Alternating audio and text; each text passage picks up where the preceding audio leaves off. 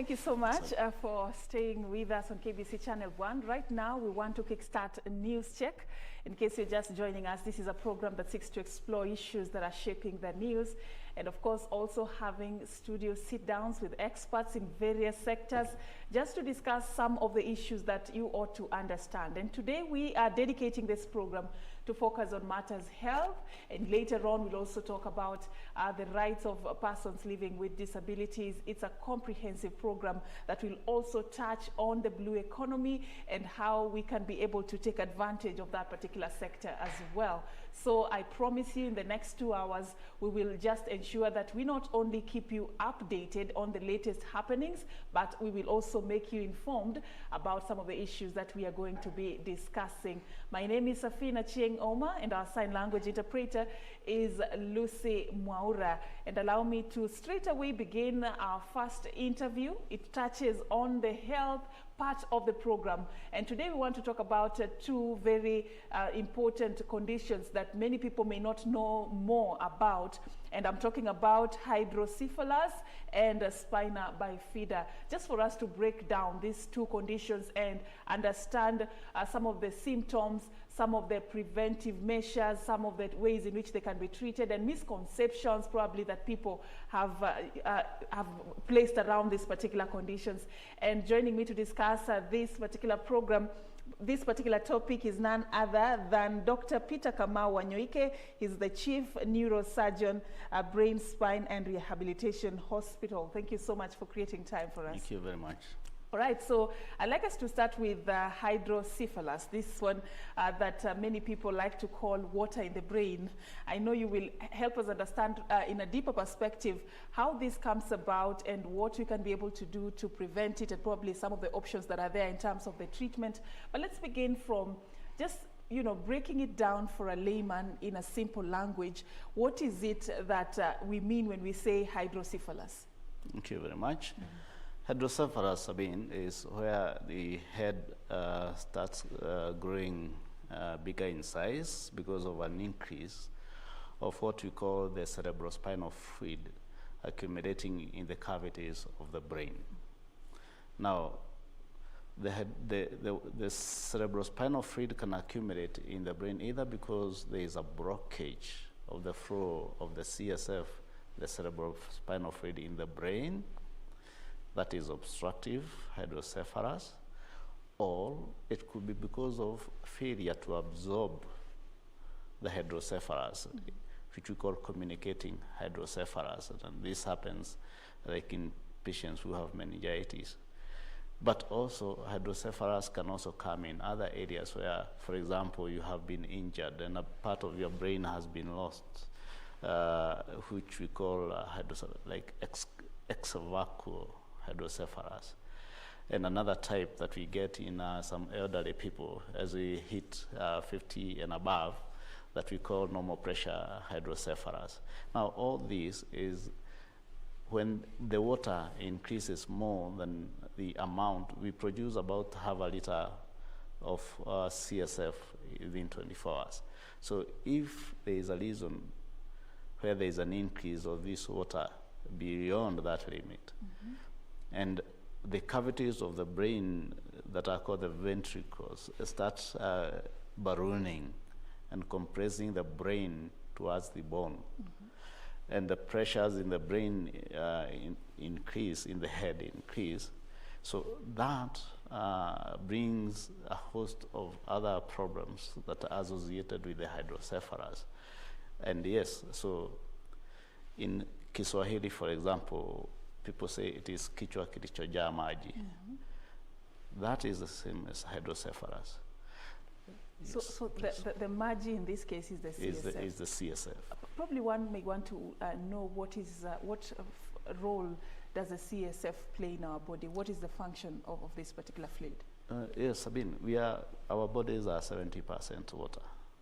Now, water plays an important role in our body, and in the brain, the CSF plays quite a big part. One is it bathes the brain. It maintains the brain in a state that it is in a functional state. It's not dry, right? Two, it helps in excretion of, of some processes which are the metabolic part of the brain. And it also has some nutrients in the brain which are absorbed by the brain cells which are near it. So it has an important function. And then after it has been produced and it has done its work, it is passes through channels and it is absorbed back into the bloodstream for excretion through the normal process, the urine and all that. So it is important in that function. So it's sort of like a cycle.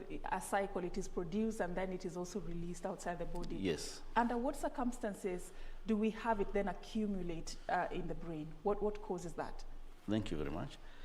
It would accumulate under those three several conditions. The obstructive one is, for example, if a patient has got a tumor or you have had meningitis and there is scarring. Scarring is, you form scars along it's a tube. We call one of the tubes important in the brain is called the aqueduct. Now the aqueduct, if there is scarring and there is blockage there, it's like you have a lever and you broke it downstream, so it forms a dam upstream. That's the best example, Riemann's example of hydrocephalus. So that is obstructive, and that can be because of tumors, infections like meningitis, or if someone has had a bleed into the ventricles of the brain can cause that scarring. Or if you have had an injury, a brain injury, hydrocephalus, and then bleed. Brain injury, and then you have a bleed in the ventricles. But also the other one, that is obstructive. If you had meningitis, the pus that is formed when you have an infection over the surface of the brain and over the absorptive surfaces of the brain makes it, even if you produce CSF, it's not absorbed back into the bloodstream. So that one we call communicating hydrocephalus. But in older people also, because of the aging process, wear and tear, because of the absorptive surfaces of the brain are reduced. So the water that is produced there is no obstruction, but the rate at which it is absorbed is less than the rate at which it is being produced. And that's why you have the we call it normal pressure hydrocephalus. The other one, the ex vacuo, is because there is loss of brain, and in most cases that one we do not intervene because there is still space in the brain. What about the non-communicating? The non-communicating is that I'm saying you can have it as obstructive, non-communicating. It does not communicate, so it's obstructed. It's another term for obstructive hydrocephalus. All right. Yes. We want to understand, probably some of the misconceptions around this condition, because I know you deal with patients who have, exhibited this condition. And what is it that you feel society has not yet understood about hydrocephalus? Thank you very much again. When hydrocephalus, when it happens, like the communicating type, the one like the congenital hydrocephalus, which is before the baby is born. Either the mother had an infection, like mumps, rubella, or some of those infections, or there was a deformity in the child. Now that, so the child is born with hydrocephalus. The child can be born normal, but gets infections like meningitis, either during the early stages of life. So if this child is born with the hydrocephalus, they are, in most cultures, and if the child gets hydrocephalus, and maybe the mother is a young mom, a young mother who doesn't know much, maybe a teenager mother, you find that nobody really wants to talk about these conditions in the family. So these children are usually hidden until such a time that you can't hide them no more because they don't die. They take long. So they are only probably taken to hospital late. Now, if And that is because of perception. In some societies, traditions, we believe that if a child is born with a deformity, there is something bad that happened. Yeah. So if it's a teenage mom who got a child with a hydrocephalus, and probably maybe the father of that child is a relative in the family, you see, it's already viewed as a bad omen in the family. So, and because people don't want to bring this out, so they will tend to hide that child until late. Okay, Doctor, we'll talk about, you know, how late is late and what can be done as interventions in between, because I believe if diagnosed at the right time, there's something that can be done. Yes, please. But before we get to that point, let's talk about which demographic is more at risk to contracting this particular, you know, disease. This disease. Are they babies? Are they the older generation? Because you seem to be talking a lot about the infants. So which demographic is more at risk? Thank you very much. First of all, I want to say that this month is the month, worldwide, is a month for creating awareness on hydrocephalus. So this is, the topic is timely. It's timely. Thank you. Yeah. But yes, hydrocephalus can affect anyone across the lifespan. The congenital hydrocephalus you are born with, the acquired obstructive hydrocephalus can happen in children at any age, but more common between the ages of 1 and 5 years, right? Now, but if ignored, you detect it later when the child is bigger. But it can also happen at any time, either because of an infection, meningitis that occurs during the life, or because of brain tumors that can happen in children. Also, adults develop hydrocephalus and they get meningitis, TB of the brain, and this can cause, you know, hydrocephalus. Across the spectrum, from children to adults, you can bleed in the brain, either because of a stroke or because of, you know, of trauma, and these conditions can cause hydrocephalus. The normal pressure hydrocephalus affects older people. So if you look at the whole spectrum, it is more common in children. Hydrocephalus is more common in children than in adults. But it can affect it can affect everyone. All the age groups. Yes. All right. So because we're talking about identifying it and treating it at the right time, what are the signs and symptoms? For example, a mother has given birth and they know very little about hydrocephalus. What is it that can be like telltale signs of something not being right about this baby, or even an adult along the way? What is it that can tell them whether they have acquired this condition or not? Thank you very much. Now, first of all, if the child is born with hydrocephalus, that one is obvious, we'll know, because there is obstructed labor because the head is bigger than the birth canal. So, and the attendants, the health attendants will tell, when they take the head circumference, they'll tell the mother that your baby's head is big. So there are tests they will do to confirm that the child has hydrocephalus. 2, if a child is born normally, and either the child has got, you know, there are these infections that children get when they are young,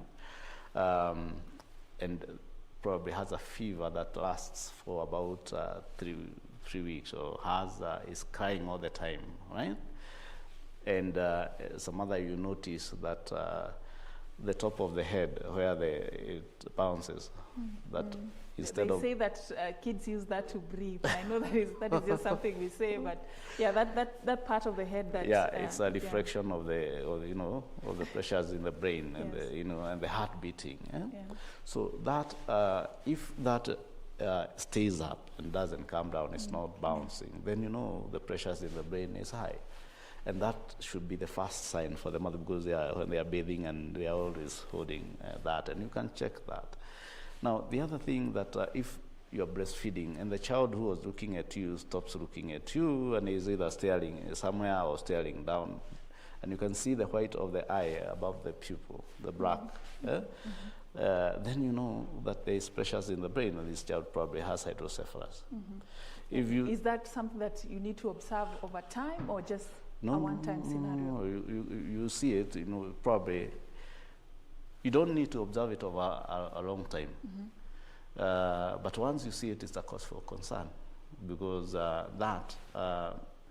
and especially associated with either a fever or the head there it's not bouncing, and the child is crying a lot, and you may find that the skin over the head is also, the veins are visible, that there is thinning of the head. It looks more shiny than before. Now, those are probably early signs that there is something wrong with the child. Now, but the health care system in this country for children below 5 years is free.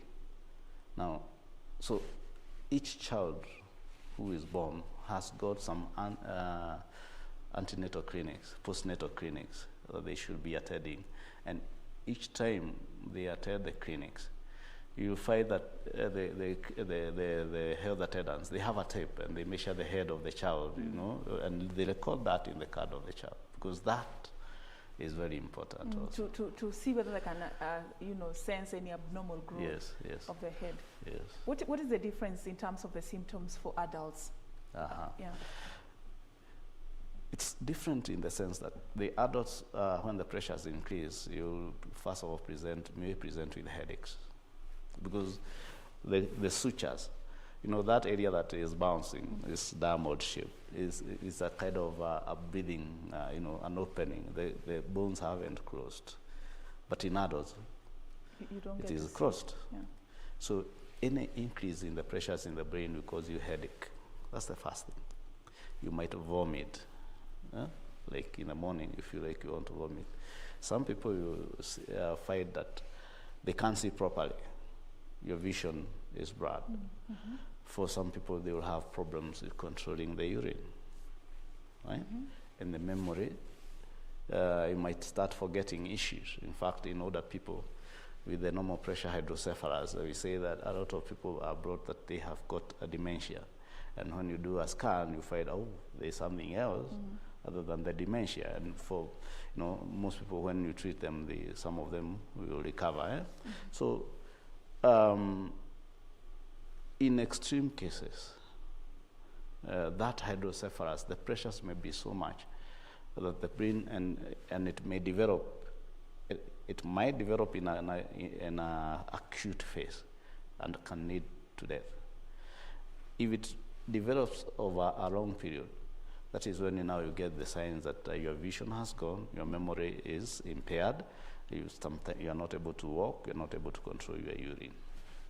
Yes. Does it come with other related complications, other related diseases, for example? Yes. If you have a brain tumor, you can get hydrocephalus. So other than just the hydrocephalus, the signs of increased pressure in your brain, depending on where that brain tumor is, you'll also have signs like weakness of one part of the body. You may have, inability to walk or even to breathe, depending on where it is in the parts of the brain. Now, if you have, if the hydrocephalus is, of course, related to a bleed, for example, if you have had what we call the stroke, the aneurysms are the most common that cause hydrocephalus because they bleed into the ventricles. Of course, that will have presented in an acute manner, that hydrocephalus becomes a complication of the stroke. Yes. All right.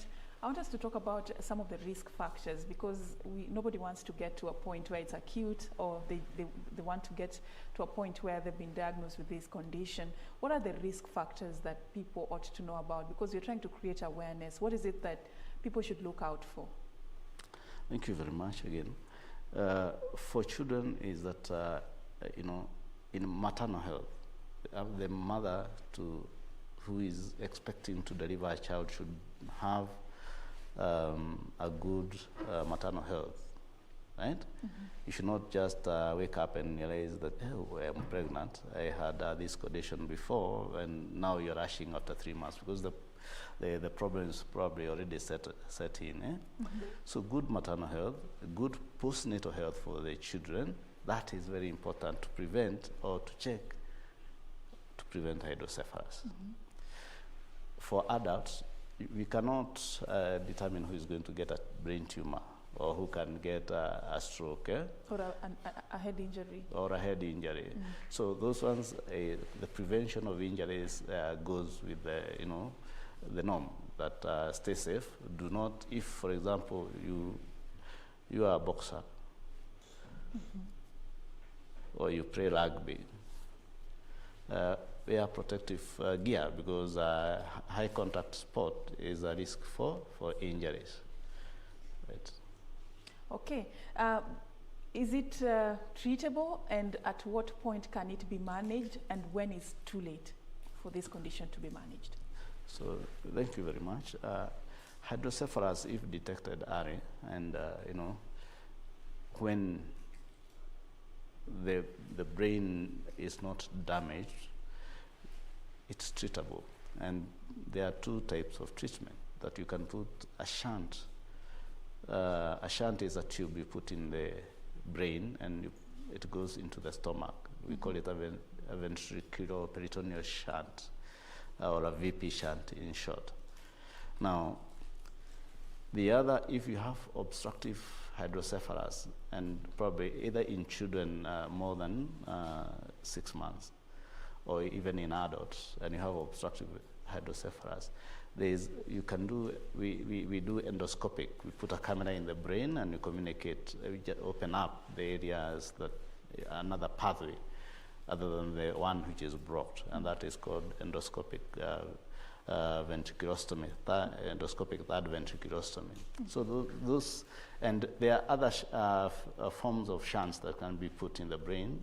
We can even also tapping, like in children, you can tap the water before the definitive treatment from either from the brain or from the spine. So it helps to relieve the pressure.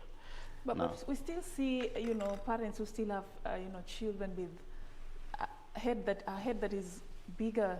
The size of the head is bigger than normal, and majority of these parents will tell you that they do not know what options are there for managing this condition. They don't even understand what is wrong with their baby to begin with, and this would actually affect even the growth and the balance of that child. Is something being done to the effect of sort of creating awareness and passing this message to parents who find themselves in such circumstances? I think you're doing just one of them, creating awareness now, and thank you very much. Yeah. But yes, in all antenatal clinics, part of when they go for the lessons, you go to the antenatal clinic, there is a talk that precedes the clinic, and most of these things are usually mentioned. Now, but what happens is that you find most of us don't go to, most mothers attend the clinics either so that they can have a place to deliver from about 6 months or so. And even the postnatal clinics, the child health clinics, very, especially the young mothers, very few take their children to these child health clinics. But all this, there are talks that goes around there. And I think even in, in the communities, where we live, sometimes it's hard to talk about these diseases because, and especially if you have a child, that is why they are hidden. But what we should probably encourage is that communities, churches, for example, schools, let's talk about diseases that affect us at the community level. Let's discuss, and we'll come maybe to that later. Let's discuss about how do we prevent, how do we, for example, don't get children with the young girls, for example. So that we can prevent it from that level. All right. There's a lot of talk on how this condition affects the brain, and I want us to get there. And you earlier also sharing with me that it actually, relates with spina bifida. Maybe just to get us to that point of the conversation, tell us more about how, what damage it can cause to the brain. What are some of the, issues that we need to look out for? Thank you again very much. Now, as the ventricles that contain the cerebrospinal fluid expand, they push out the brain and push it against the bone. Now, what this does is that it reduces the mantle of the brain. So the brain is, like if you take a pillow and you squeeze it between your hands, it becomes thin. So, and if that pillow was soaked, you squeeze out the water, isn't it? So this brain is like this, is the size it is because it has water. So when it is squeezed, you not only squeeze out the water, you also squeeze out the particles, the salt particles that help to transmit the nerves within the system, within the brain. So some of the things that you start realizing that either the child, or the adult becomes not very sharp in the brain. If a child was attending school, their grades start going down, for example. If and some parents would resort to beating them and of course, threatening. Of course. Yeah. If they may affect the speech, whether it is in children or even in adults. If you are very good in mathematics, for example, if you are a shopkeeper or if you are an accountant, you realize that your mathematics don't go well because you're not adding up. You can't remember. Some people, you find that you can't remember where is your house because memory has been affected because of this. The brain has been squashed towards the brain, the bone. And the other thing that suffers here is, even as that pressure increases, is the nerve forcing, the optic nerve. So you find that it is pushed, the pressure is so much that the vision starts deteriorating. So these children, you may find that they can't see, they become blind, okay? So the functions of the brain are impaired because of the increased pressure. For the brain to work properly, we need a certain amount of pressure, which in our language we equate to about 10 centimeters of water, right? Now, if it is more than that, then it interferes with the functions of the brain. Yes. So it can cause severe damage to the brain and affect its functionality. Exactly, yes. How big of a problem is this? This is a month you said we are creating awareness about this. Many people probably would want to know how many people are diagnosed with this condition, maybe annually, or, for us to understand the scope of the problem. Thank you very much again. I mean, globally, it's a big problem because about 300 million children get affected. But here in Kenya, we see about 200,000 cases in a year. So it's a big problem. And this, especially when it is associated with the spina bifida, it's a bigger problem because of the disability that is caused, when you have a child with a hydrocephalus and spina bifida. At the same time. At the same time. That is a child who is, going to be cared for a long time. So if you can detect the hydrocephalus and sort it out early, at least the child can develop and go to school even on a wheelchair. But when it is neglected, so that child becomes not only mentally retarded, but also has problems with walking, with bowel.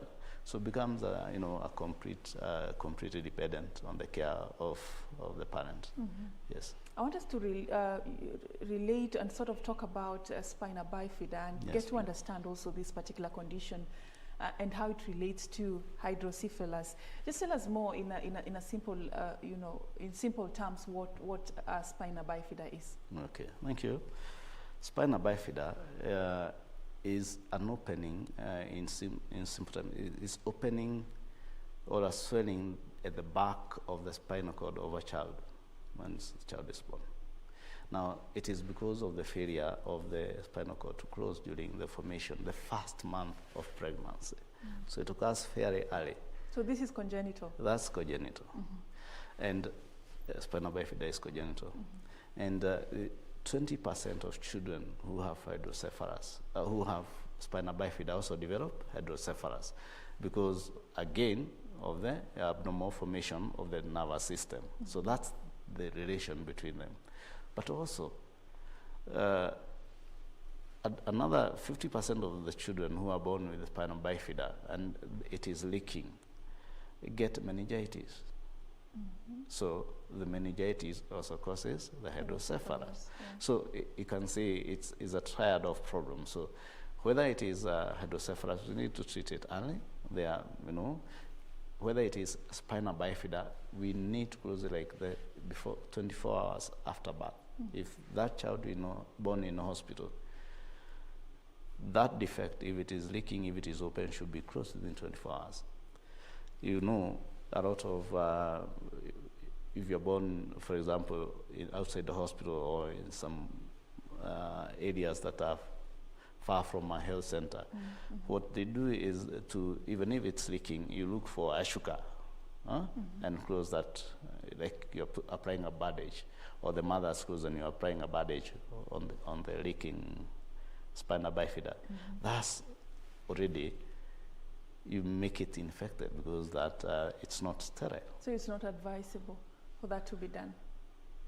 At least, even if it's covered, it should be, what should be encouraged is for every delivery should be done in a health facility.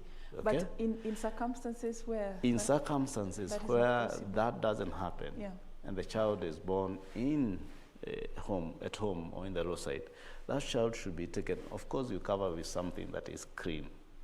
Our traditional birth attendants have got clean ways of delivery, right?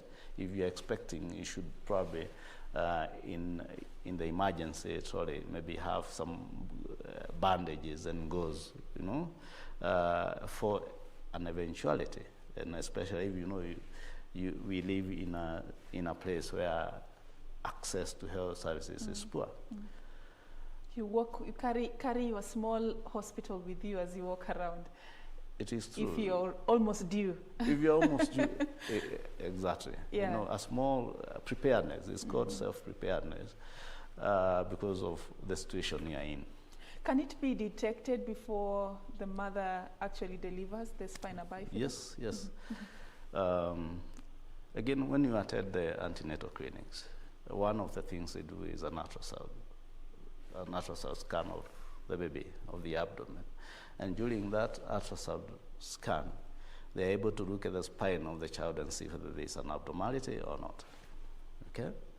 Now, in countries which are liberal and who promote termination because of severe abnormality of a child, right?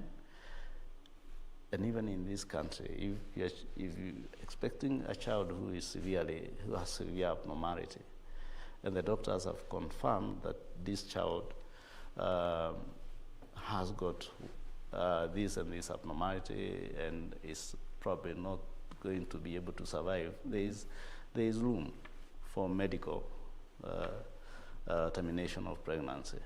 Now, but not that to has say to be done under the guidelines of the law. Yeah, exactly. That guides under the guidelines. country. Exactly, under the guidelines of the law, because so the detection can happen when the child is in the uterus. But you've probably heard that there are also in countries where people are able to repair that defect when the child is still within the mother's womb. They'll probably do a cesarean section, remove the baby, repair the defect, and return the baby inside, and the baby continues. Have you gotten that as No, Can we do that? We are not there yet, but we will be there. Bring the baby to the world and then take I mean, we have back this. and then wait for the time. Look at it. We have the experts. We have gynecologists. They'll be able to bring out the baby. We have the neurosurgeons who'll be able to repair the defect, right? And return the baby, and the baby continues to grow. What change does that have for that to be repaired when as early as before delivery Yes, and during delivery? It affects, it prevents injury to the nervous system. It prevents the scarring of the nervous system. So the earlier the better, If it's possible. The earlier it's detected, the better. But for us to get the baby from the womb and return it, the baby has to be confirmed there are no other abnormalities, and that it's in a state that can be able to survive. But it has to be done very carefully under very controlled circumstances. Of course. That is why it's only done in a few centers. All right. Yes. So, what is it that causes spina bifida? For women who probably may not understand, because you get pregnant and then you're told that your child has a particular condition, you're expecting a baby who probably, when you give birth, may be having that condition. What is it that mothers need to know about the causes? It's all about, Serfine, it's all about diet. What we consume. What we consume. What has been found is that, if we have total fortification of cereals, fortification is where you add vitamins, for example, to unga, to rice, to cooking oil, right? And I'm sure you have bought cooking oil and you see enriched with vitamin A or something like that. Now, if we had total fortification of all processed foods, we will probably reduce the number of children born with spina bifida. If we allowed our young girls' bodies to develop to a state where they have enough nutrients in their body system, probably have less children with hydrocephalus. If we had, we allowed our mothers to recover, before, after every child, there are those, you can also have those nutrients depleted if you have very many children following one another. So if there was a spacing, and if every child had a chance, and the mother had a chance to replace the nutrients, then we reduce the number of children born with hydrocephalus. With the spina bifida. So allowing, preventing teenage pregnancies. And you seem so passionate about young mothers and teenage pregnancies. I want us to talk about that, because there seems to be some underlying factor, some relationship between these conditions we're talking about and young mothers. I want you to bring that out there, Terry. Thank you.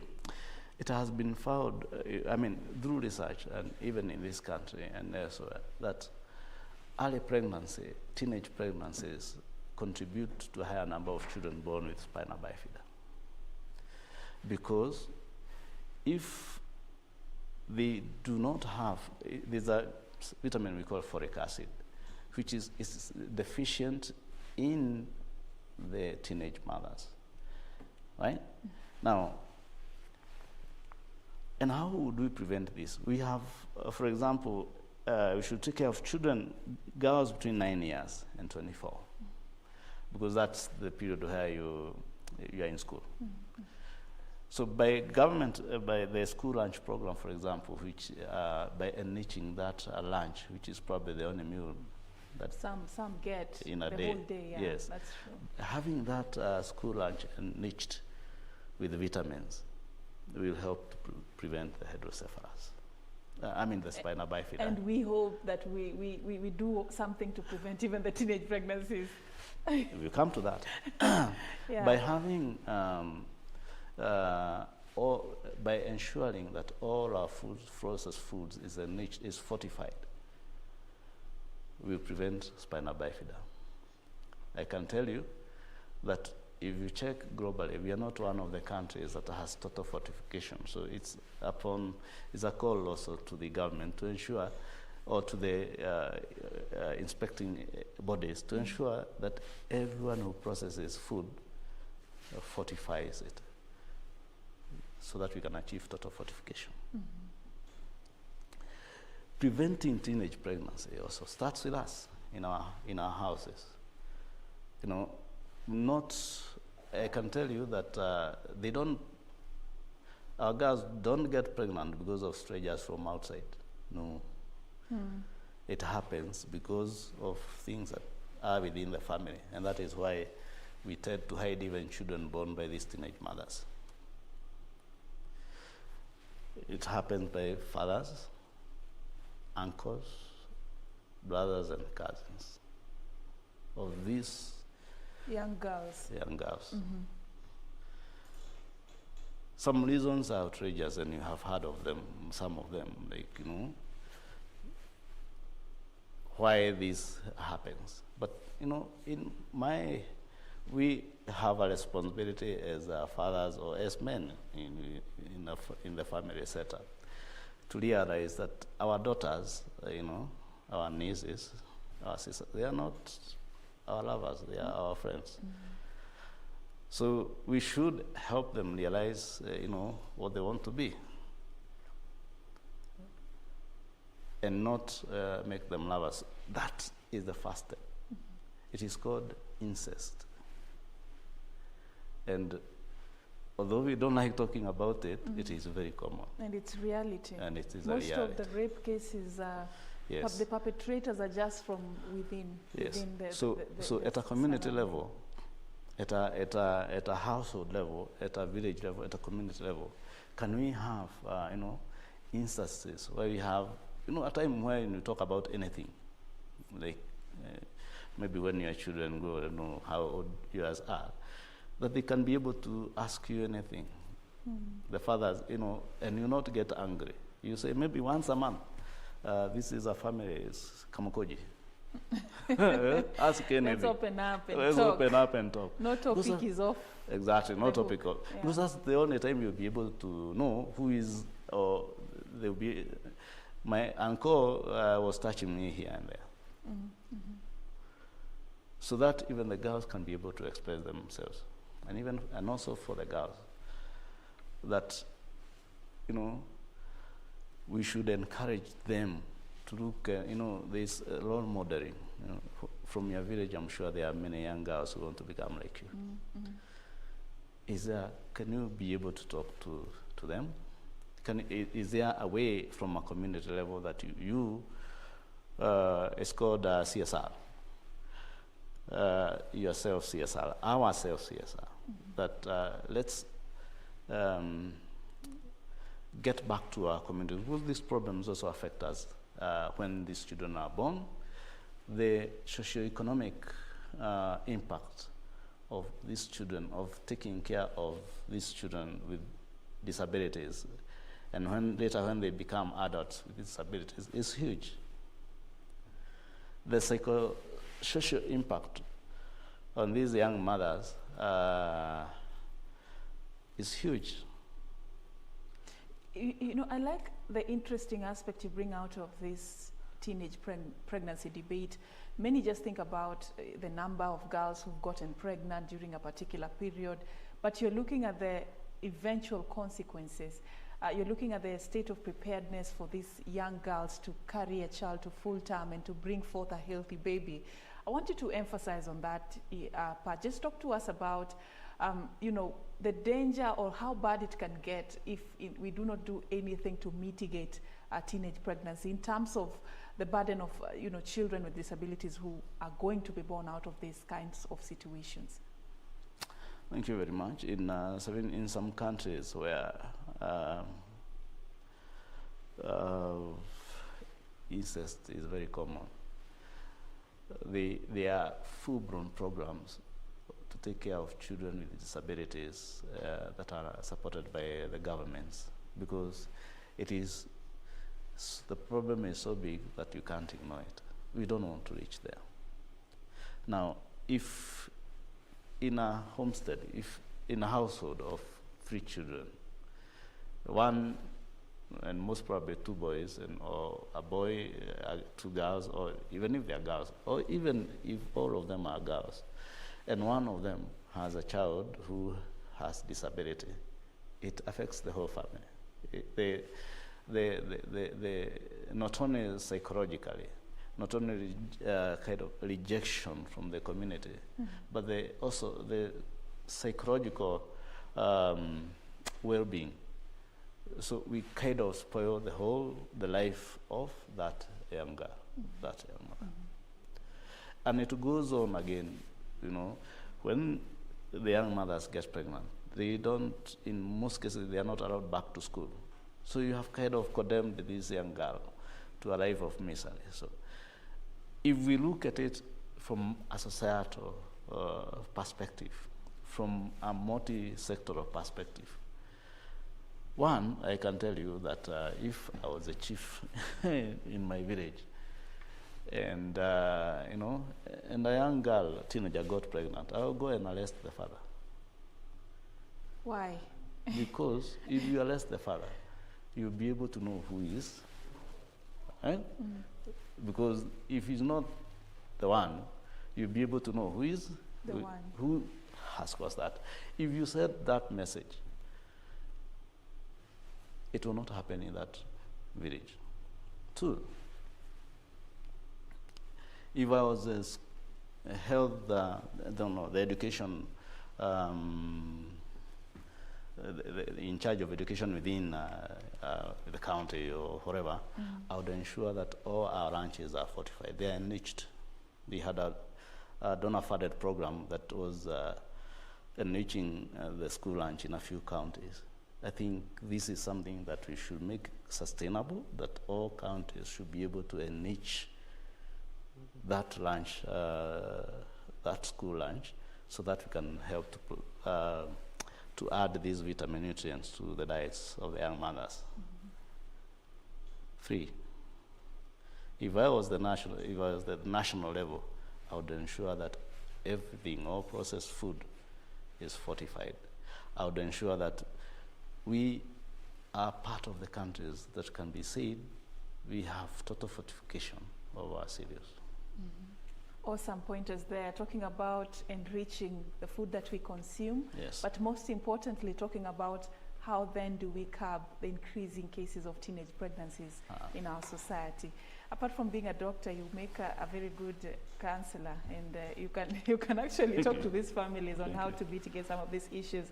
Let's talk about, go back to the conditions we were talking about, hydrocephalus and spina bifida. In terms of treatment, the cost of treatment in our country, how can you describe it, and is it something that a majority of Kenyans can be able to access? Because yes, we want those who develop these conditions to get treatment, but can everybody access the treatment as it is in our country currently?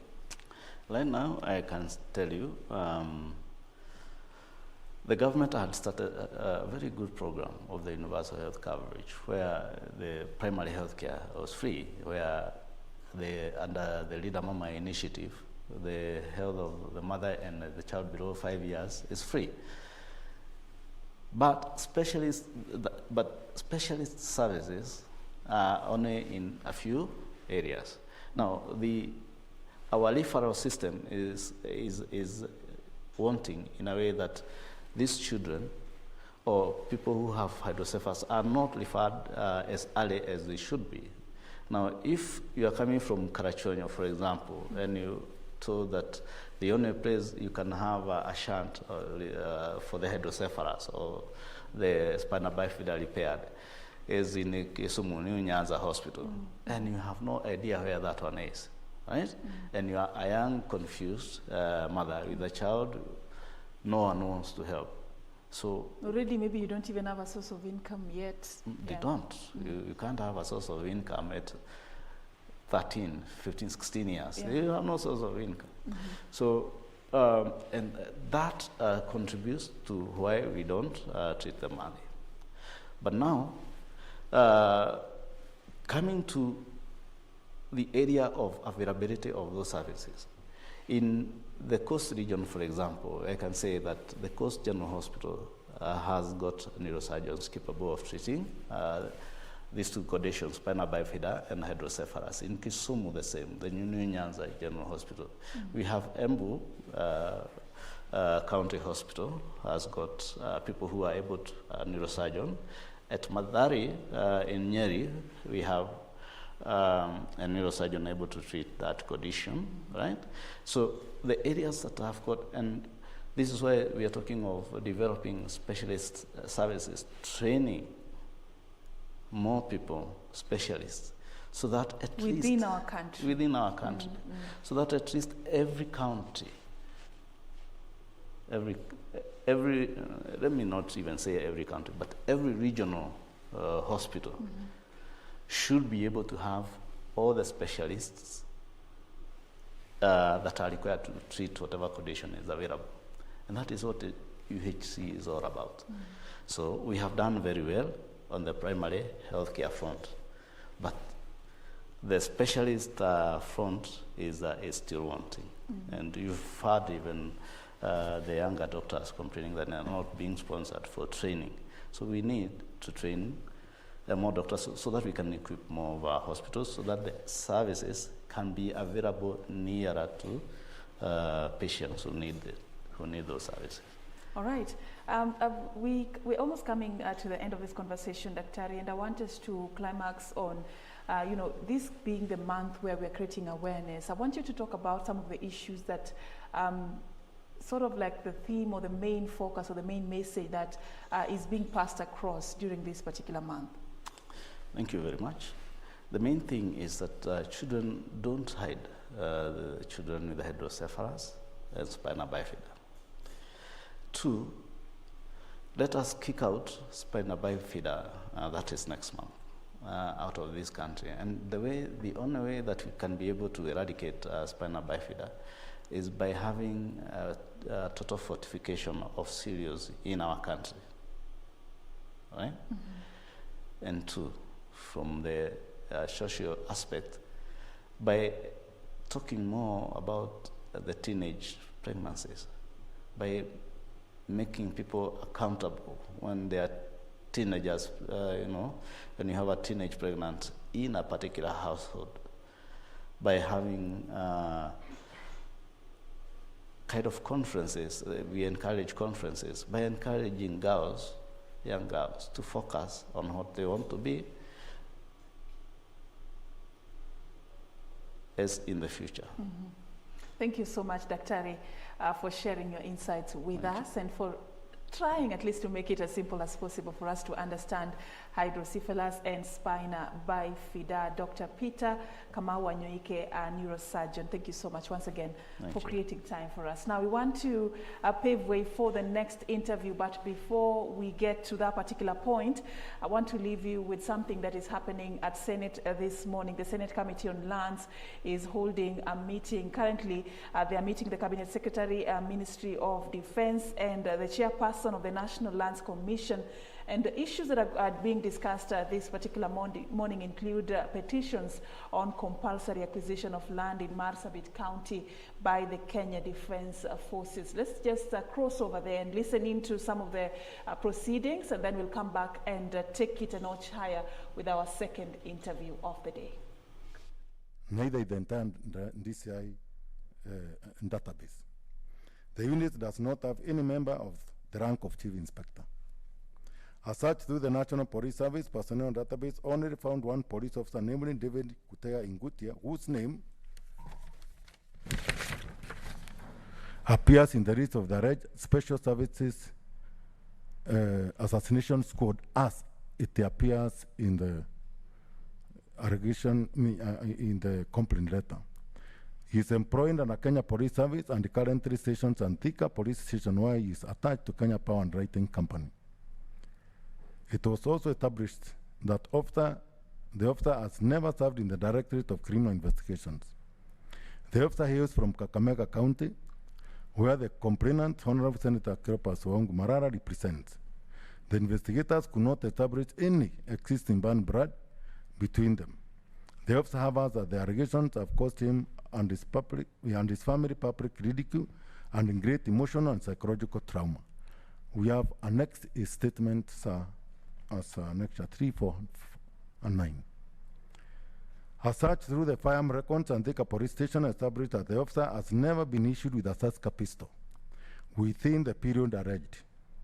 The names of the officer the names of the other purported police officers alleged to members of the assassination squad could not be traced. Officers from police station do not draw their firearms from the DCI and quarters summary. Number 7, sir, that none of the purported police officers are regularly members of the Special Service Unit Assassination Squad have ever been issued with any firearms as per the firearms record sent at DCI and quarters. Further, It was established that officers from the Special Service Unit do not draw their firearms from DCI headquarters summary, since the unit has its own firearms for their own management. Conduct records of the officers' mobile number and locations from 1st August 2020 to 16 September 2020 could not place the said David Kutega Ngutia anywhere near Amanda Hotel, nor DCI headquarters as alleged. The alleged DCI headquarters executive road, sir, do not exist. A walkthrough and review of the CCTV footage at the Hotel Amanda, perusal and analysis of gate entry and exit rangers could not find the alleged motor vehicle registration number KBC 5.7Y stroke GKB 862H. The conferences and meetings bookings registers examined together with the CCTV footage could not find the said David Ngutia or his purported counterparts or meetings fitting the description as arranged by the said Honorable Keropas Wangu Marara within the said premises. This was further confirmed by statement recorded from the auto management and the staff who affirmed that meetings never took place within their premises and the motor vehicle has never visited the hotel. So we have annexed Annex 5 and 6 to support the establishment. As such, through the NTCA system, could not trace motor vehicle registration number can be said 5.7Y. An alleged Subaru Forester, said to be green in color, was purported real motor vehicle registration number is alleged to be GKB 862H. However, as such obtained from the NCA for motor vehicle registration number GKB 862H revealed that the motor vehicle is a Toyota Land Cruiser pickup, blue in color. This was further confirmed by Rentworks East Africa Limited, who have reached the motor vehicle to the National Police Service when they arrested and detained 16 September 2020. We have equally annexed as evidence of this establishment 1, 2, 12, and 13, sir. As such, conducted from the National Police Service motor vehicle database by Directorate of Logistics, National Police Service confirmed that the motor vehicle is assigned to Kenya Police Service, Ndifu Patrol Base in Wajir County, and is not assigned to the Directorate of Criminal Investigations as alleged. On the 19th September 2020, the investigators traced the motor vehicle to Mutindo Enterprises Limited in Meru County, where it had been brought for service and obtained photographs of the same, and they attached as an extra 13 and 13, sir.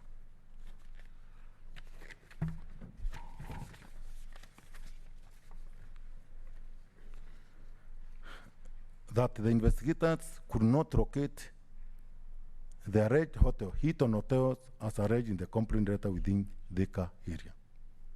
At the time of recording his statement, Honorable Senator Cross and Marara further alleged that the alleged motor vehicle registration number GKB 862H, a Subaru Forester and grade in color, had been reassigned to DCI Rimuru following the airing of his allegation to avoid detection. The investigators visited Rimuru DCI, where they recorded the statement of the DCIO, checked through the records of the motor vehicles under his command, and were able to establish that no such motor vehicle existed at DCI Rimuru. Equally, we have annexed his statement and number 8, sir. During statement recording, Honorable Senator Keropas Wangu Marara was asked to furnish the investigators with the following, which he failed to do. 1. Specific dates, places when he alleges to have been trailed. These are very important for the investigators so that they could do forensic audit trail. Telephone numbers and the photographs of the purported assassin officers which he had alleged on various media platforms to be in possession of. And so I remember very well, he actually demonstrated and showed me some photographs here during the last session in this honorable committee. The recommendations are out of these investigations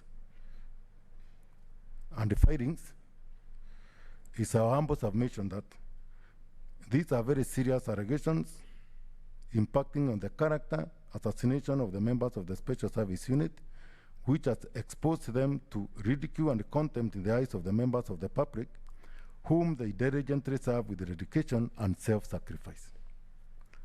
Sir, Following the malicious and deliberate circulation of the allegations of the social media and both print and electronic media, we hereby now humbly request this Honorable Senate Committee to order the author of the said allegation to apologize to the Special Service Unit in the exact manner they exposed the unit through the social media and electronic and print media. In the absence of this, sir, the officers' morale, confidence, and inspiration will be greatly injured on the basis that they were not fairly treated.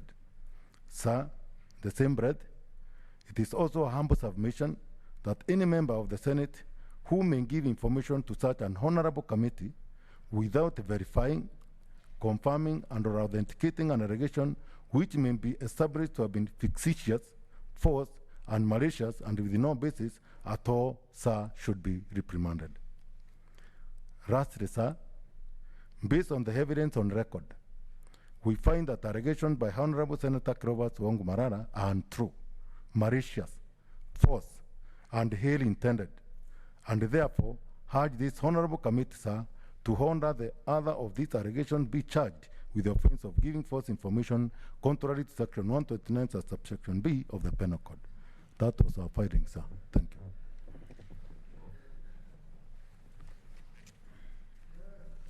Members, first of all, I want to confirm that the statements which were missing are all here. We'll be getting back to that particular sitting to follow up on some of the proceedings. But right now we want to cross over to Mombasa County and just get to understand more about how the country continues to explore opportunities that come with the blue economy, and also how to improve water transport in the country. And joining us now live from Mombasa County is our very own Brian Kimani. Just to give us more about this particular subject, he will be talking to the Managing Director of the Kenya Ports Authority. We hand it over now to O'Brien.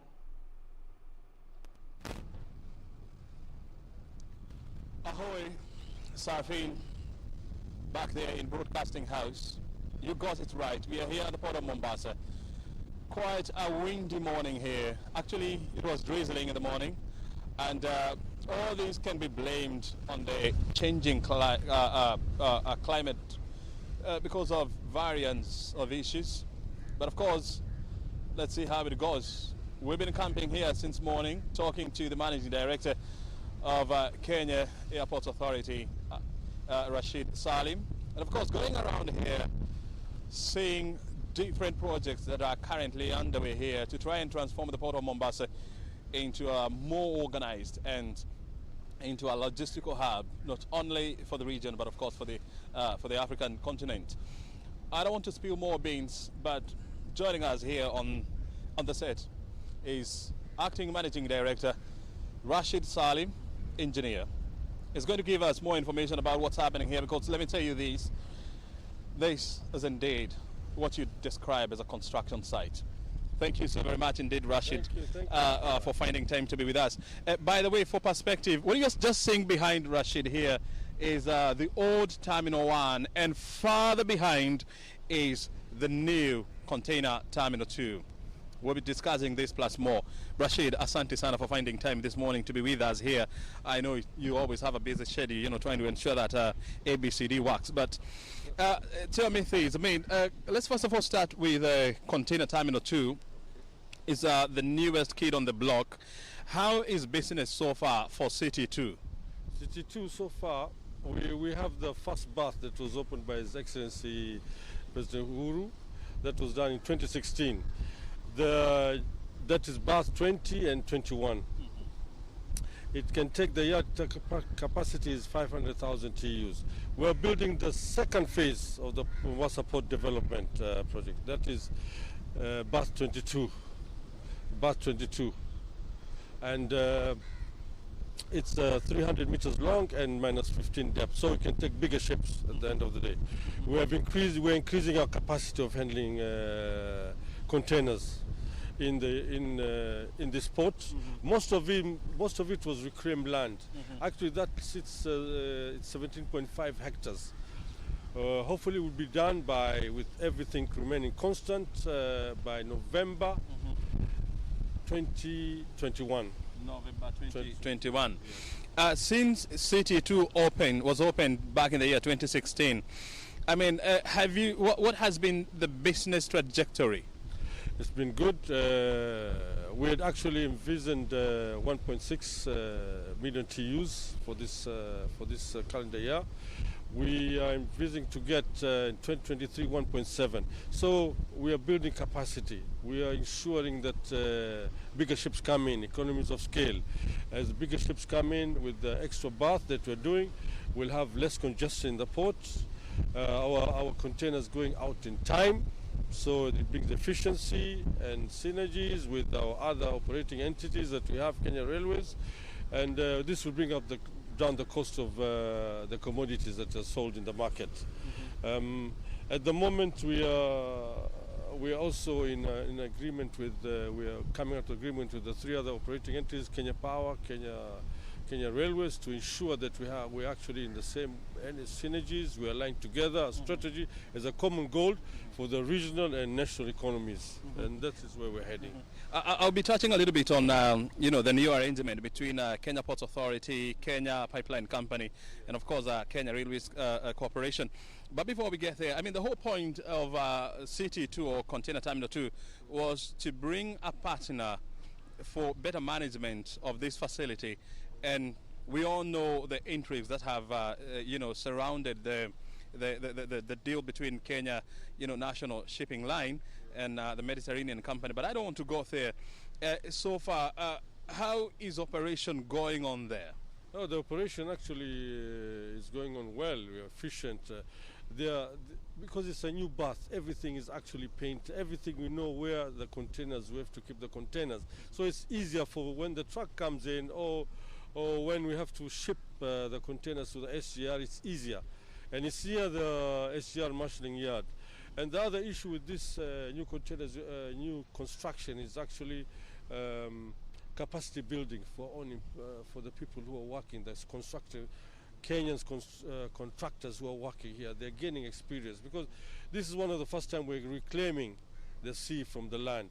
So it's all good. At the end of the day, we have a security system, we have a strong ICT systems, and our morale of our staff is actually higher.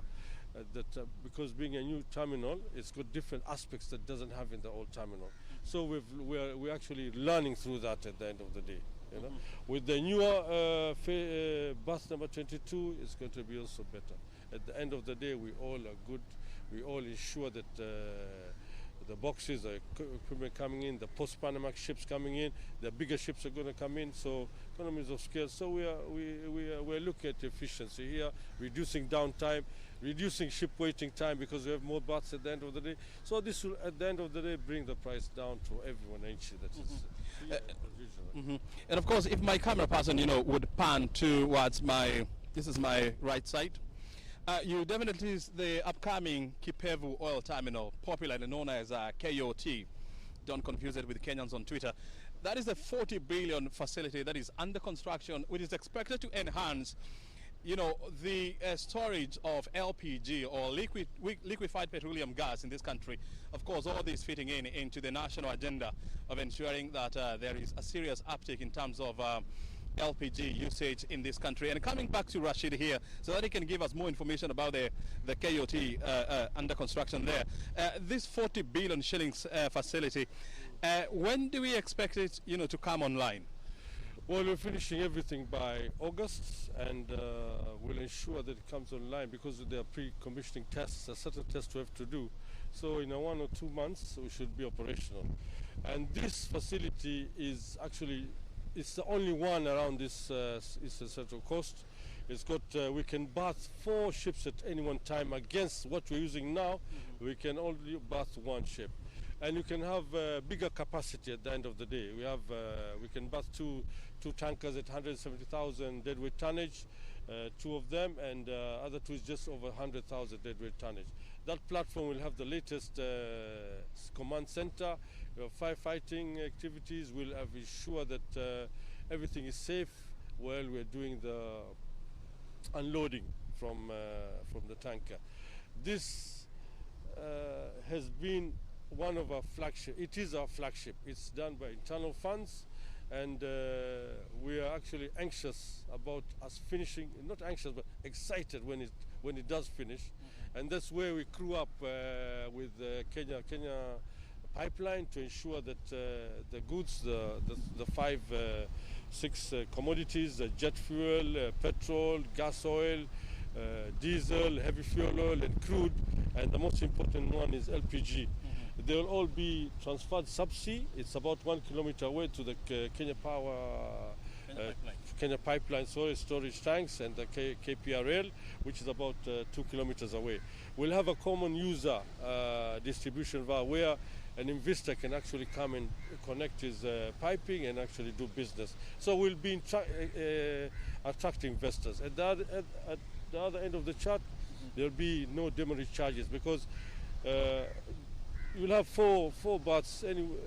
There won't be any waiters, any ships coming outside, so it will be quick ships coming in. We have the 4 berths, they can all berth at the same time, so the charges will go down where the commodity is going to be delivered. And this is what we call the demurrage fee. Because actually, you know, the side that I'm facing, there is a huge tanker there that is, I think it has been camping there, you know, waiting to be offloaded of LPG. And of course, the waiting cost will of course be passed on to consumer. But with the new KOT that is under construction, this will not happen, and so there will be no demurrage cost being passed on to the consumers. Yes, Brian. That's well said. I think you said it all. As you say, we can berth any 4 ships at any one time with different products. It's not only one product, different products. So the products will always be ready. There's no ship waiting time. As you said, demurrages, there were other delays or penalties that the port will incur, and pass it on, the shipping line to incur to pass it on to the consumers. And that's where we're going. Yeah. As we wind up, I mean, let's touch a little bit about the new arrangement, you know, the Kenya Transport and Logistics Network, you know, a new organization created by an executive order, you know, last month by President Uhuru Kenyatta. Quickly, I know you signed a framework agreement, you know, between the 3 organizations, you know, sometimes in September sometimes, you know, on the 11th of September this month. Give us a brief of what is contained in that document. What it contains is actually collaboration between the 3 operating entities. That was the one that the ICD is actually, as a holding company, ensures that the strategy is one at the end of the day. It's a company that actually is going to look, it's for trade industrialization. So we at the end of the day, we have to work together on synergies. How the land from sea to land-based. For the Kipevol terminal, as you say, now we're connected to Kenya pipeline on the cargoes that are coming in through the SGR rail, that is Kenya Railways. So we need to just ensure that there's no duplication of services, you know, and it will bring us in seamless services, efficient services, which is going to lower the cost of the commodity that is doing business. Yeah. And the whole point, of course, is to create a seamless connectivity from the sea to the land, and of course to the consumers. Rashid, thank you so very much indeed. I forgot to tell you that Rashid has worked for this corporation or for this company for the last 39 years, so he has what you'd call tremendous experience. Thank you very much. Thank you for having me. You are dismissed. So are you. All the best. Well, I won't shake hand. Well, we've been talking to Rashid Salim, who's the acting managing director. You know, Kenya Port Authority, of course, giving us a brief on what's happening here. Let me tell you things. I mean, we couldn't exhaust everything here because of time, but tomorrow evening on Inside Government, we'll be talking to Rashid. We have about 30 minutes, you know, to discuss whatever we have discussed here plus more. So don't worry, we'll still have more time tomorrow evening. Make a date with me. My name is O'Brien Kimani. I don't need to tell you where I am because I'm at the coast. Back to you, Serfine Achieng. O'Brien Kimani It's always nice to hear from you. Thank you so much for that particular interview. He's coming to us live from the port of Mombasa, having a brief interview with the acting managing director of the Kenya Ports Authority, Engineer Rashid Salim, talking about plans that are on the pipeline to improve water transport and how to harness opportunities that come with the blue economy. You can look out for more details, like O'Brien says, tomorrow at night. Now, we want to, take a very short break right here on News Check, but when we come back, we now take it a notch higher and kickstart our second interview. I will be hosting Victor Awendo. He's a deaf person, but has a lot of insights on how we can be able to elevate the rights of those who are deaf in the society. He's coming from the Kenya Human Rights Commission, and on that interview, we'll discuss the exclusion of the deaf community, especially in the legal system, among other issues. So stay with us as we take this particular break.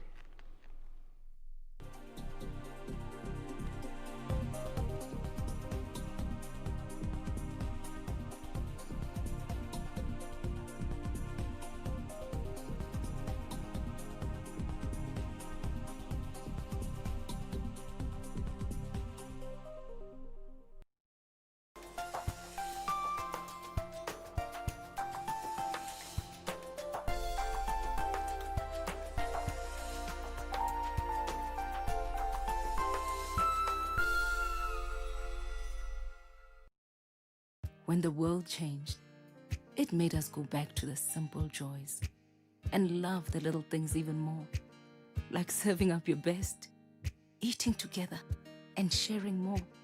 Now, we'll take nothing for granted and always remember to taste the simple joys.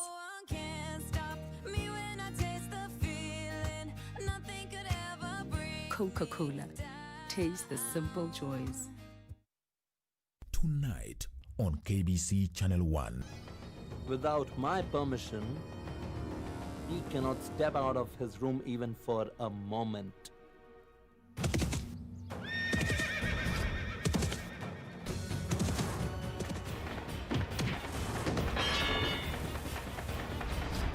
Please forgive me. Please forgive me. Oh, please do not kill me.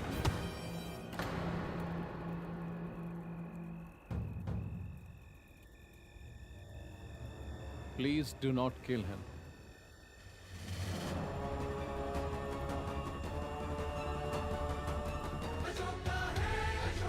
Tonight on KBC Channel 1. I'm here on business. Not interested. Funny. I always thought you wanted corner gym. But if you're really not interested, so?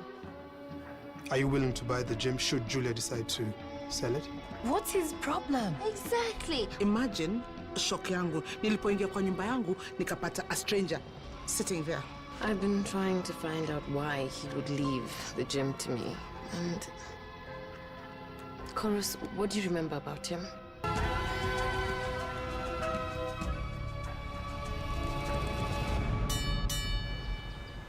Tonight on KBC Channel 1.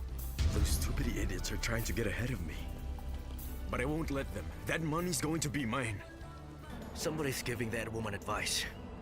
Now she says she wants to speak with Ramon. What do we do, Rulo? What now? I don't know. Let me think, bro. Your place is under surveillance, but we know there are more people there with you. See? You can't say anything, huh? Be careful. You don't want to play games with me. I'm gonna give you a chance to speak with your son, but I don't want 500,000. Now I want 600,000. All right, but before I give you a single cent, I want to speak to my son Ramon. In love with Ramon.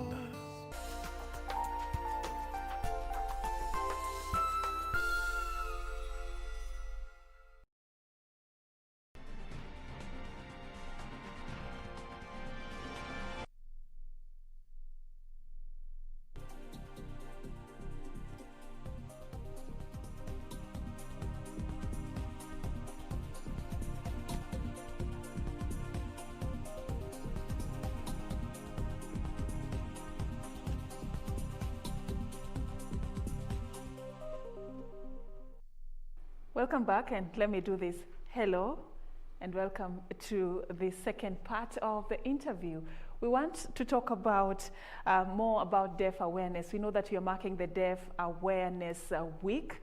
And yesterday we began this conversation, and today again we are offering this platform just to continue and take it a notch higher in talking about the deaf community, understanding their world, understanding some of the challenges that they go through, and what we can be able to do to make this world a better place for them. And now joining me, allow me to introduce my guest for the show this morning. I'm hosting Victor Awendo. Victor Awendo is an information officer at the Kenya Human Rights Commission, and he's deaf, but that is why we have our very own Len Saudingo on board, so that we can be able to have communicate and have a conversation around the awareness on the deaf community. Thank you so much, ladies and gentlemen, for creating time for us. All right, so I'd like to start by just giving Victor a chance. Victor, just tell us a bit about yourself for us to get to understand more about who you are and what you do at the Kenya Human Rights Commission.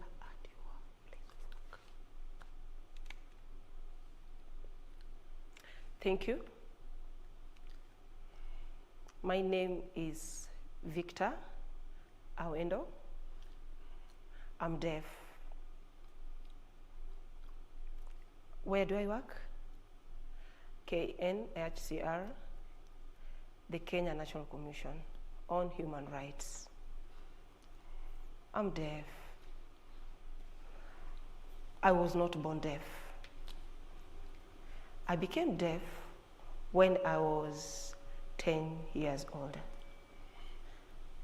When I was hearing, I used to go to hearing school. But when I became deaf,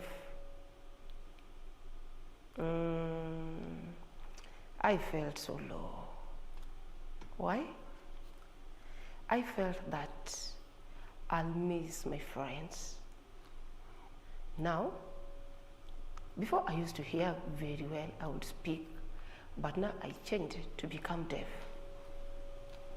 How did I become deaf? Through sickness, meningitis. At that time, I used to go to hearing school. My health was just okay. My parents, they were not aware of any deaf school around. But later, when they had in church, a church member who knew about a deaf school, they found me and took me to that school for the deaf. But before I joined the deaf school, I felt so much ashamed. Why? I'd changed to become deaf. But before I used to hear very well.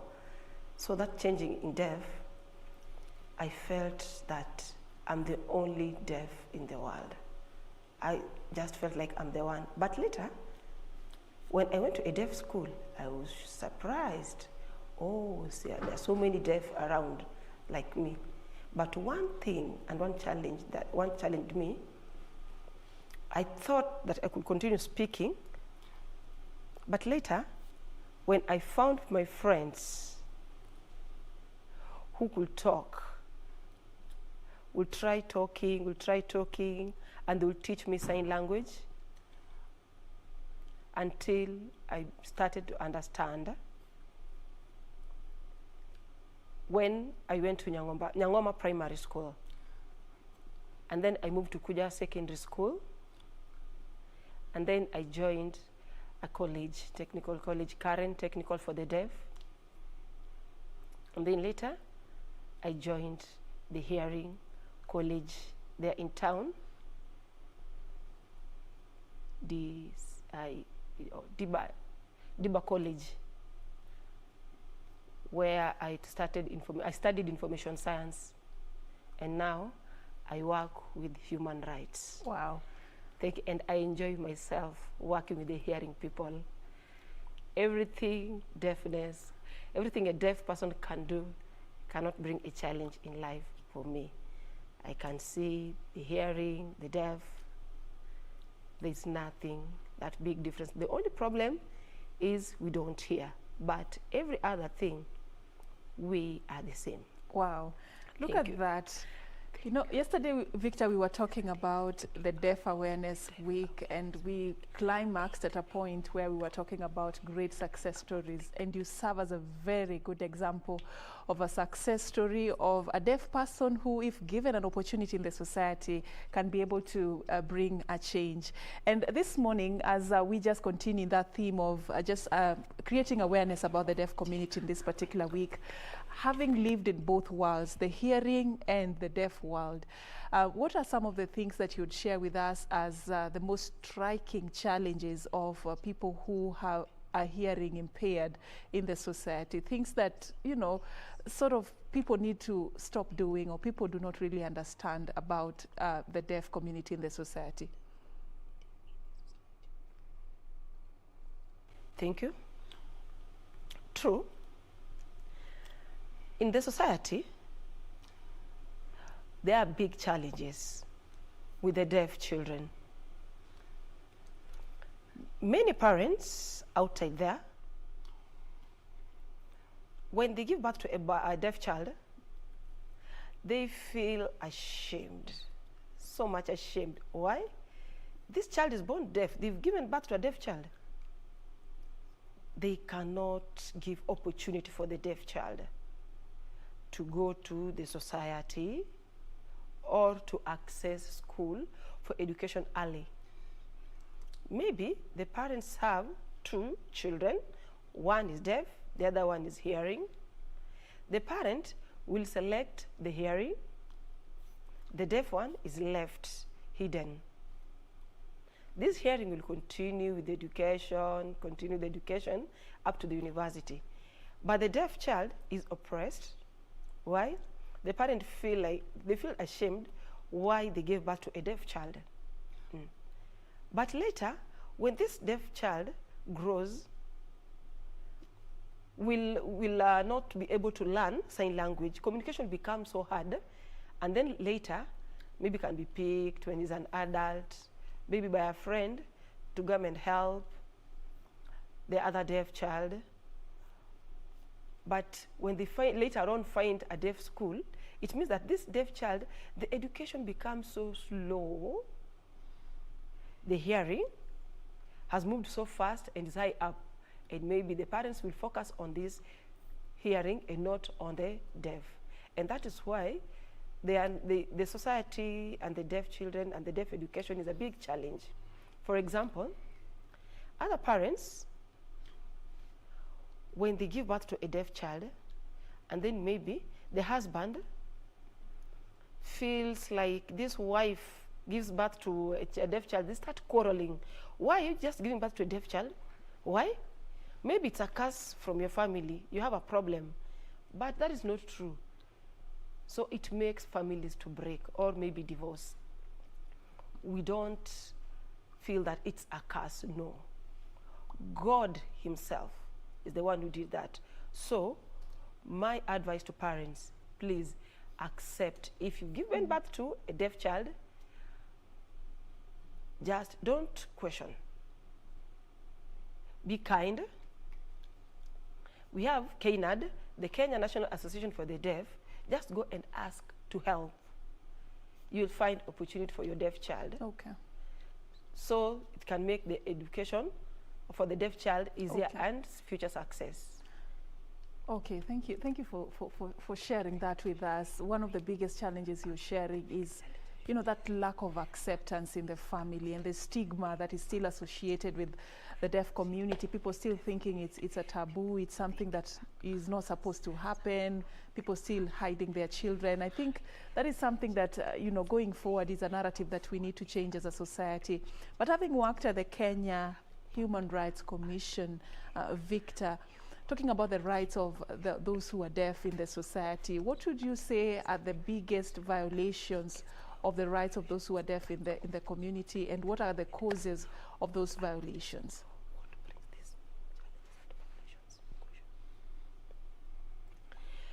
What brings challenges? There are so many. Parents that forgot that there are right for these people with disability. For example, the deaf, many parents, they don't know the rights for their deaf children. And that is why, with that's where we have a big challenge. When the parents understand the rights for the deaf, there's allowed to be freedom without oppression. So what are these rights? When we talk about the rights, what are these rights that we need to understand that the people who are deaf deserve?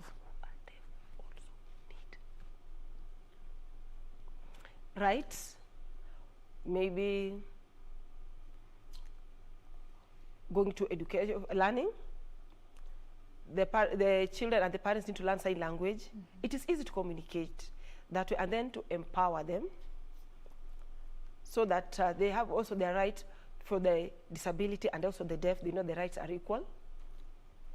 We have the rights for the deaf. Now, the name some of the rights of the deaf.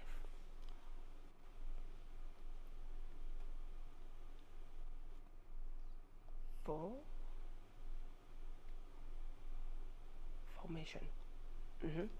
For the deaf, affirmation for the deaf, freedom. Number 2, second right. Freedom. Okay. Yes, the freedom. Freedom and affirmation. Yes. And also acceptance. All right, so let's talk about some of the places where they're excluded, and I'd like us to talk about the legal system. Because yesterday, one of the issues that came from our conversation was the fact that there may come a time when somebody who is deaf presents a case forward, maybe goes to the police station or is in court, just answering to a case that probably they were raped or defiled in one way or the other. And we have a big challenge, a gap there when it comes to them accessing these essential services. Probably paint a picture for us. How big of a problem is this as well? Thank you. True. This year, the deaf mainly, they have a big challenge.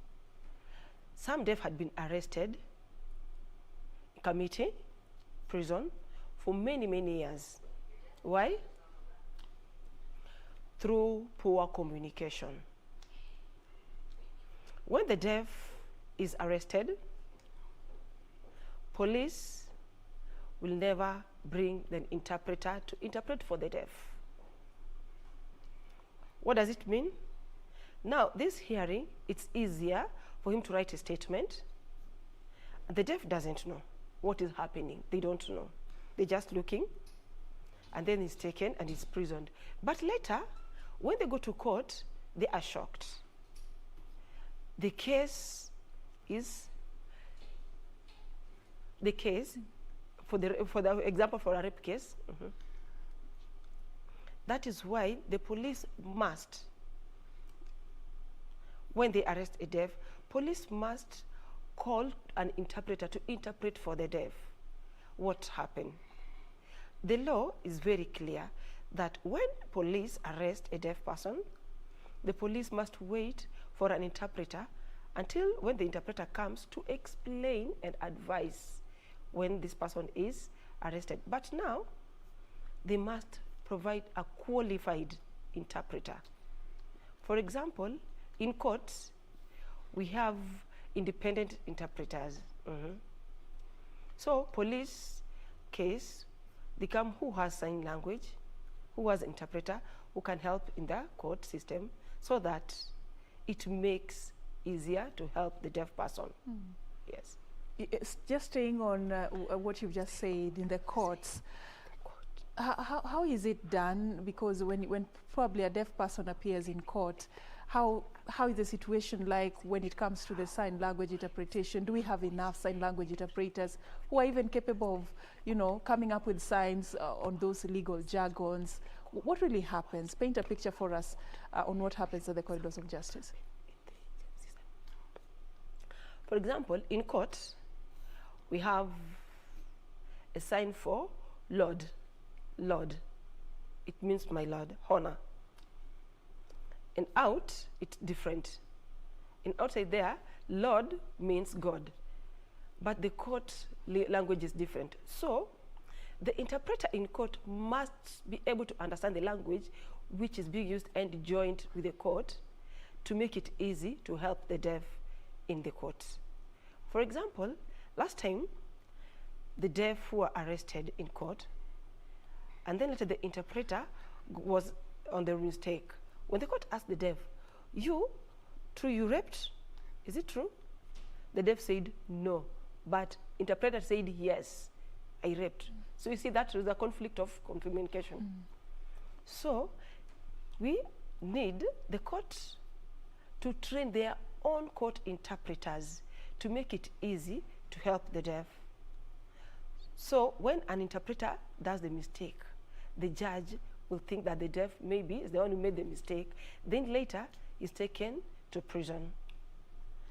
For a long time, the deaf will stay there. But later, when KNHCR include the deaf society around, now they wanted to communicate with the deaf, the CJ, yes, with the help, when they started looking for information, they found out that the deaf didn't have any mistake. So the court again had to adjourn for a long time. Why? The deaf files get lost. And then later, it makes they start the case afresh. They search and they find out that the deaf was not guilty. And they find their justice after so many years. And you can imagine how many of such cases we experience probably on a daily basis or even a weekly basis, and how how many people who come from the deaf community have been denied justice because of the issues you're raising, Victor, this morning. But then let's talk about, now that we are marking the Deaf Awareness Week, these are the issues that we need to be changing. As somebody who's gone ahead, what is it that you yourself or people you're working with or organizations you're working with have done to change the narrative, to reach out to these spaces that still exclude people with hearing impairment?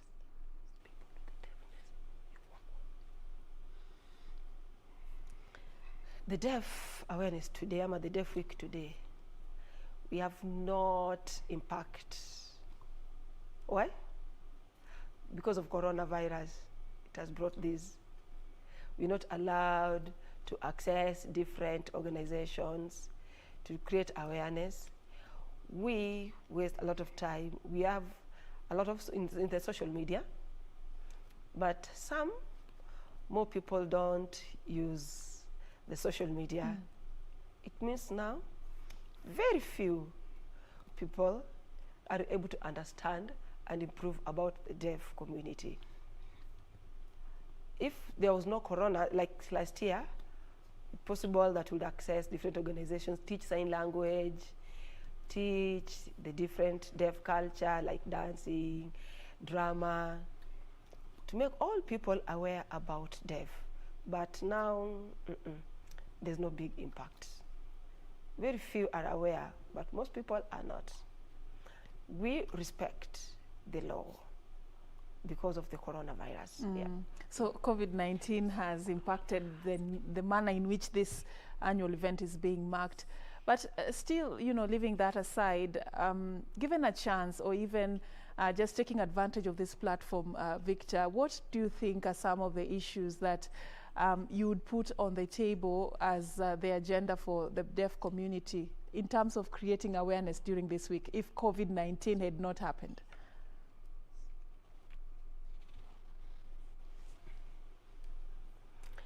If there was no corona, we would make a great information. Maybe would access organizations. We teach how the deaf members, we teach about the deaf rights, how they can work. Remember, in the Constitution of Kenya, there, in five principles, the law, act, there are persons with a disability must access job. Like me, I'm deaf, but access to work. through the Kenyan Constitution. The Cap 5 of the Kenyan Constitution that gives and explains that the government, and also to use more deaf access, we create job awareness about the deaf people, because the deaf people, they also have their human rights like other people. They can do any other thing. We are not different. We have what action? Whatever action the hearing can do, the deaf can also do. Mm-hmm. All right, so then, you know, talking about the job market, and you're one of the people who've been given an opportunity to serve at the Kenya National Human Rights Commission, but there are so many others who've been blocked out of the job market and the business environment. Probably just talk to us about that. How big of a problem is this for the deaf community to access employment in Kenya? Very true. More people, for example, organizations outside there, they don't know about the 5 places where what the deaf feel. They feel like it's impossible. If they were aware about the deaf and follow the constitutions very well, then they would accept this access. You know, many people, they look at the deaf and then, how is this person going to work? Deaf? Just using hands, how am I going to communicate with this person? So how is he going to communicate with me?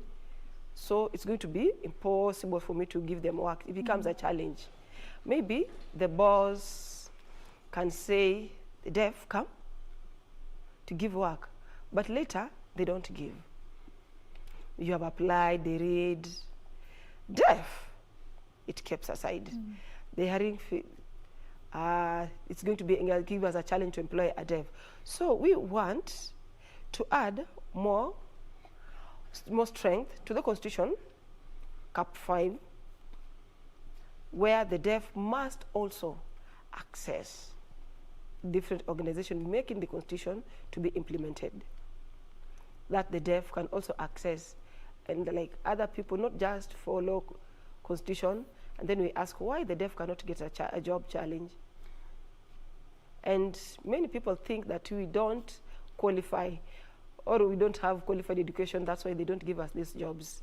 But the deaf have many qualifications in education. For example, in Nairobi here, in the Nairobi University, we have deaf people who are learning there. We have deaf commissioner. We have, and like now, when I see the deaf challenges with the key in the parliament, they have never presented anything. But if they present in the parliament, then in future, there's going to be that problem of access is going to be solved. We're going to see a change of access in parliament, so that the deaf can also access the jobs for free. Victor, what is it that you feel can be done in the work environment to accommodate somebody who is deaf? Because yes, we are advocating for them to be employed, but what is it that we need to do in our working environments to make it easier for them to maneuver? Like you can use even your example at the Kenya National Human Rights Commission. What is it that has been done to make your work easier as an employee?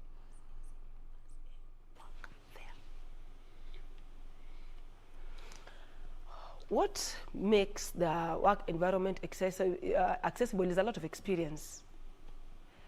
Also education. My education, it helped me access there because of my qualifications. When it merged with my work, that's what helped me access. But if others don't merge and make it, it's going to be impossible for them to access. All right. We just want to cross over to something that is happening, and I like what is happening in studio this morning as we're hosting Victor Awendo. It's a different experience. This is something you don't get to see on national TV on a regular basis. But as we mark the Deaf Awareness Week, as KBC Channel 1, we have taken it upon ourselves to take a step and allow those who are deaf in the society to have this platform and express what they go through and what they want the entire society to understand about their silent world and the gem that is inside them as they communicate and tell the world what they can be able to do and what they want the world as well to do for them, the hearing world, if I may be specific. Right now, we want to cross over to City Hall right here in Nairobi. There is an ongoing presser by bifida as they add their weight behind the advisory that was issued by the Chief Justice David Maraga to President Uhuru Kenyatta to dissolve Parliament. Let's just go there and listen into what they have to say before we come back and continue with our conversation in studio. With the Ministry of Health, where we are going to present the same petition to the Cabinet Secretary for Health. So thank you very much. We can continue with the procession.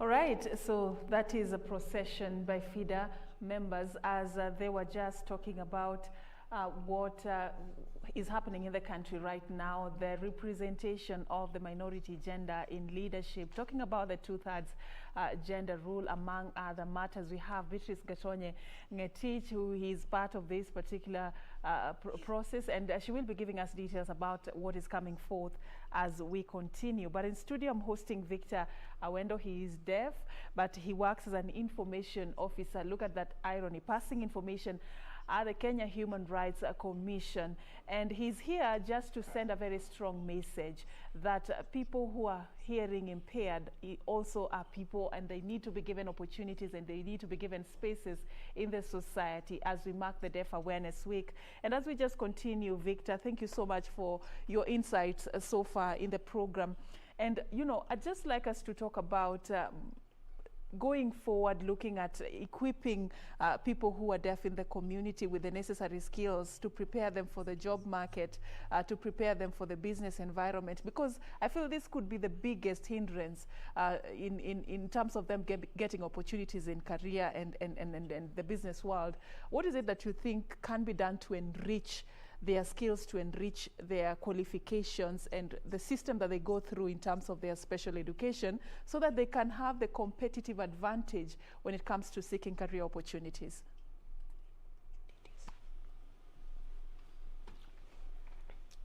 I think what can qualify the system, number one, is through communication. It's possible that the government to create awareness about us. Maybe the government to give deaf one opportunity to stand up, all people to look and focus on this person, that this person is also qualified. For example, communication system in TV.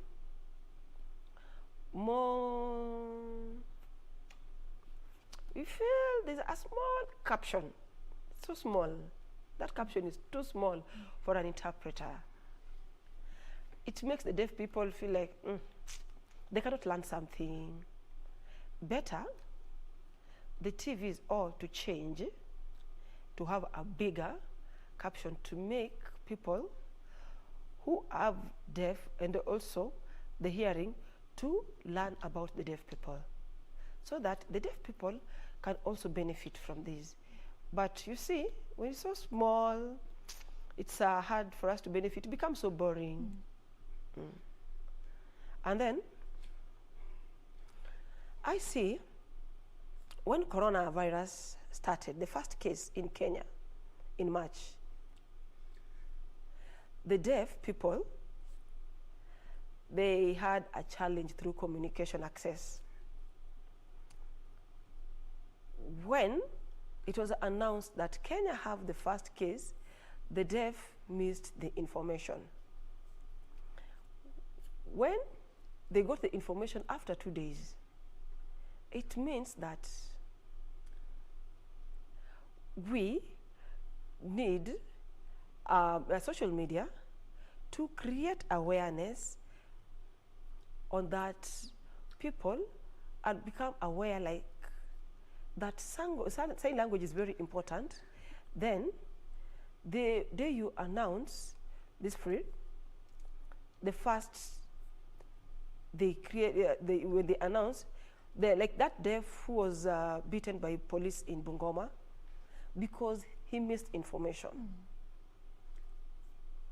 The deaf always get information last or late. So we want the hearing people to work with us as normal so that normal information, we can also get it easily.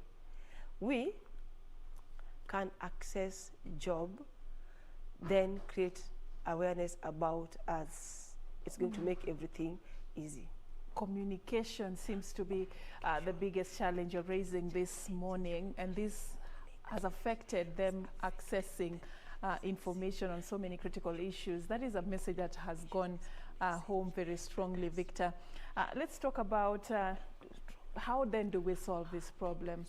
One of the biggest issues that right now are on the forefront is helping everybody, as many people as possible, to learn the Kenyan Sign Language. I want you to tell me, from where you sit, do you think learning sign language is for the deaf community? Is it for the hearing people, or is it for both? Who stands to benefit in this particular balance? I want us to understand that, because people tend to think it's all about the deaf community.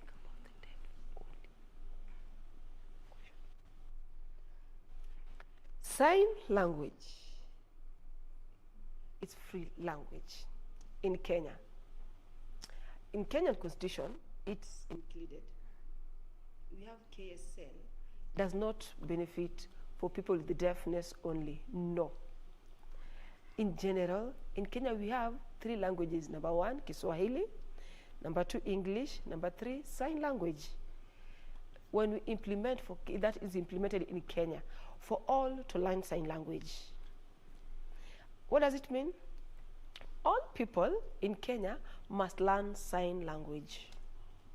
Some people think using the hands, that's just for the deaf only. No. We, the deaf, we can also, some have some speech. Like my mother, you can follow me, you can lip read me.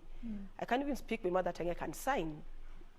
But the hearing people must be at equal level with us, the deaf. They learn sign language. When I approach the deaf, it's going to be easy to communicate, and that is how to solve this problem. Yes. Thank you so much, Victor. And talking about learning sign language, we are just about to wrap up, and I cannot allow this program to come to an end before you gave me a sign name. Yesterday I did not get a sign name because I did not have a deaf person on set today. And you can teach me a bit of a sign, even just 2 signs for me to practice throughout the day. I think the basic sign language that you must learn first is the greetings, how to greet, not say, not, but you say hello, hello, hello. Hello. If it's many people, it's many people. One person, hello. Yes. Nice. Another, good morning. Good morning. Good morning. Nice. Yes. Nice. Good morning. Good afternoon. Yes. Good afternoon. Good so afternoon. This is good afternoon. And then good evening. Good evening. The sun is setting. Good evening. Evening. So hello. Good morning. Good afternoon. Oh, afternoon. Good evening. Wow. Yeah. Thank you so much. And what's my sign name?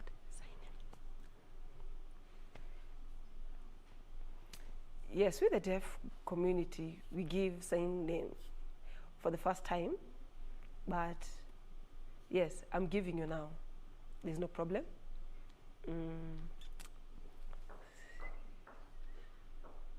This one. This is my sign. Yes. Why? Why do you give me this? Why? Why do you give me this? Why? Because of your hair. Because of the hair. Oh, so officially this. Yeah, Serfine. So you're Serfine. Serfine is my sign name. Thank you so much, Victor, for creating time for us this morning. We should be doing this more regularly and giving the deaf community a chance to also express what they have to say to the society. And this is something that we were just doing as KBC Channel 1 as we mark the Deaf Awareness Week. I've been hosting Victor Awendo. He's from the Kenya Human Rights Commission, and assisting us with the sign language interpretation is our very own Lensa Odingo. My name is Serfine Achieng Ouma. And on that note, we want to wrap up News Check, but we are now paving way for the Swahili version of the program. Tamrini Nancy Okware is coming to take you through that. So just stay on and enjoy the rest of your viewing. I'll be coming back for the lunchtime news. Join me for that.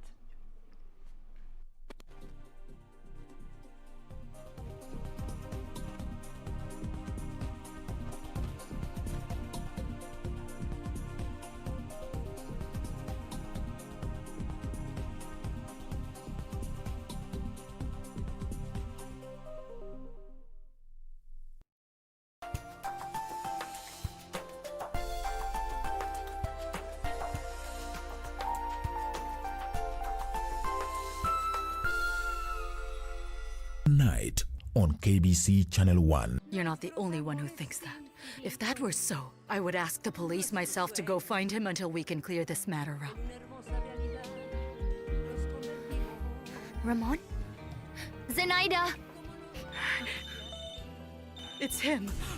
Oh, put the speaker on, put it on, and calm down. Just relax. Calm down and make sure to talk to him. In love with Ramon. I see me